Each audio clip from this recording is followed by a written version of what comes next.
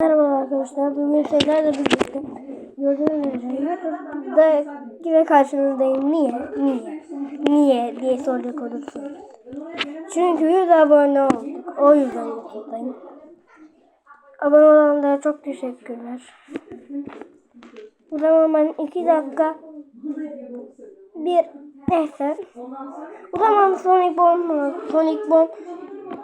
Boom'a da girelim.